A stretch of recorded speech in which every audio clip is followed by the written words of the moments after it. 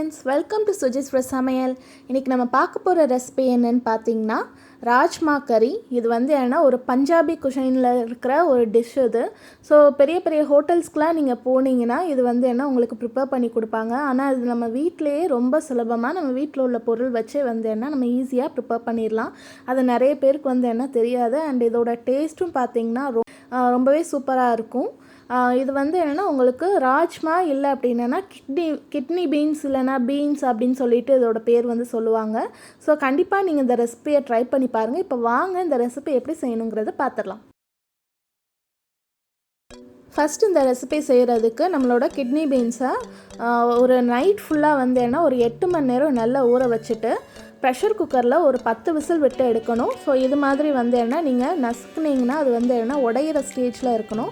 So இந்த அளவுக்கு நல்லா வேக வச்சு எடுத்துக்கோங்க. கண்டிப்பாக 10லேருந்து நீங்கள் கூட ஒரு 2-3 விசில் வச்சா கூட இது பிரச்சனை இல்லை. இது வந்து என்ன அவ்வளோ சீக்கிரத்தில் உங்களுக்கு வெந்து வராது. ஸோ 10 விசில் கிட்ட கண்டிப்பாக வச்சுருங்க. அதுக்கப்புறம் அது வேக வச்சு எடுத்ததுக்கப்புறம் ஒரு கடாயில் நம்ம கொஞ்சமாக பட்டர் வந்து என்ன ஆட் பண்ணிக்கலாம். உங்கள்கிட்ட வெண்ணெய் இல்லை அப்படின்னா நெய் கூட ஆட் பண்ணிக்கோங்க, பிரச்சனை இல்லை. அண்ட் இதில் வந்து நீங்கள் சமையலுக்கு எந்த எண்ணெய் யூஸ் பண்ணுவீங்களோ அந்த எண்ணெய் வந்து என்ன நீங்கள் இதில் யூஸ் பண்ணிக்கோங்க. ஒரு 2 டேபிள் ஸ்பூன் கிட்ட நான் ஊற்றிருக்கிறேன். அண்ட் அதில் கொஞ்சமாக ஜீரகம் வந்து என்ன ஆட் பண்ணியிருக்கிறேன். இதோட அளவு எல்லாமே டிஸ்கிரிப்ஷனில் கொடுத்துருக்குறேன், நீங்கள் செக் பண்ணிக்கோங்க. இந்த ஜீரகம் லைட்டாக வெடித்து வரவும் ஒரு 2 பச்சை மிளகாய் வந்து என்ன 2ஆக கீறி அதையும் வந்து என்ன உள்ளே வந்து ஆட் பண்ணிக்கலாம்.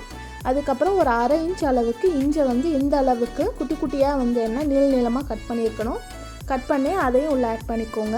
அதுக்கப்புறம் ஒரு 5லேருந்து 6 பல் பூண்டு, அதை இந்த சைஸ்க்கு வந்து என்ன நீங்கள் கட் பண்ணிக்கோங்க. கட் பண்ணி நீங்கள் அதையும் உள்ளே ஆட் பண்ணிக்கோங்க. பூண்டு பல் வந்து என்ன நம்ம சாப்பிட்றப்போ வாயில் கடிப்படுற அந்த சைஸ்க்கு வந்து என்ன நீங்கள் வந்து கட் பண்ணணும்.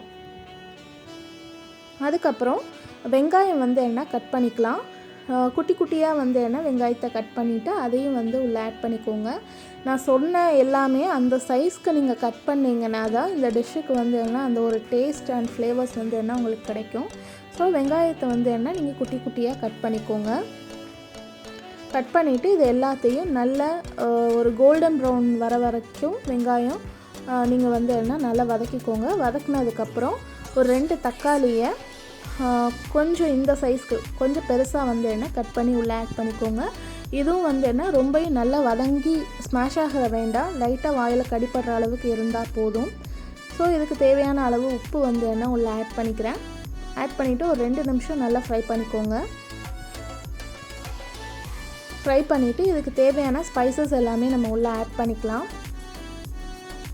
ஒரு 1/4 டீஸ்பூன் அளவுக்கு மஞ்சள் தூள், 1 டீஸ்பூன் மிளகாய்த்தூள், 1/2 டீஸ்பூன் ஜீரகத்தூள், அதுக்கப்புறம் 1/2லேருந்து 3/4 டீஸ்பூன் கரம் மசாலா, இவ்வளவும் நான் உள்ளே ஆட் பண்ணியிருக்கிறேன். நீங்கள் மிளகாய்த்தூள் வந்து உங்களோட காரத்துக்கு ஏற்ற மாதிரி நீங்கள் கூட்டவோ குறைக்கவோ நீங்கள் செஞ்சுக்கலாம்.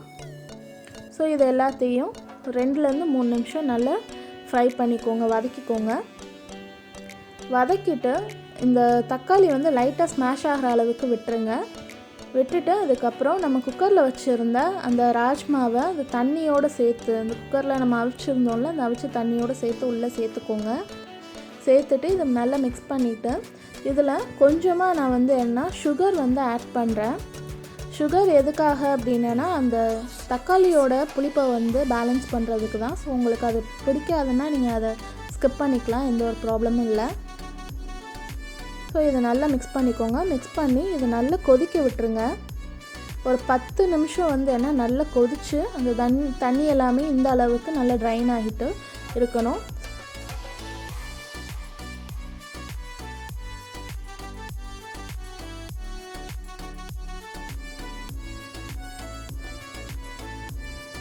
ஸோ பட்டர் வந்து என்ன நான் ஆட் பண்ணியிருக்கிறேன்.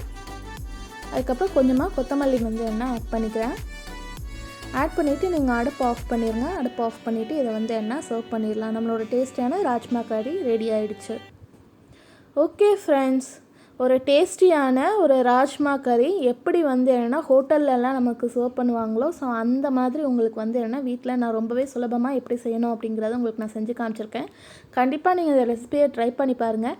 நான் சொன்ன அதே அளவுகளில் நான் என்ன அளவில் கட் பண்ண சொல்லி சொன்னனோ எல்லாத்தையும் சேம் ப்ராசஸில் நீங்கள் செஞ்சு பாருங்கள். ஒரு டேஸ்டியான ராஜ்மா கறி நம்ம வீட்டிலேயே வந்து என்ன நம்ம ரெடி பண்ணி நம்மளே சர்வ் பண்ணலாம். கண்டிப்பாக அந்த ரெசிபி ட்ரை பண்ணி பாருங்கள். ட்ரை பண்ணி பார்த்துட்டு எப்படி இருந்ததுங்கிறது கமெண்ட் பாக்ஸில் கமெண்ட் பண்ணுங்கள். என்னோடய வீடியோஸ் பார்க்கறதுக்கு முன்னாடி சேனல் சப்ஸ்கிரைப் பண்ணிடுங்க. பக்கத்தில் பெல் ஐக்கான் கிளிக் பண்ணுங்கள். லைக் பண்ணுங்கள், ஷேர் பண்ணுங்கள். வீடியோஸை ஸ்கிப் பண்ணாமல் பாருங்கள். இதே மாதிரியான ஒரு நியூ ரெசிபியோடு நெக்ஸ்ட் உங்களை மீட் பண்ணுற அது வரைக்கும் பாய்.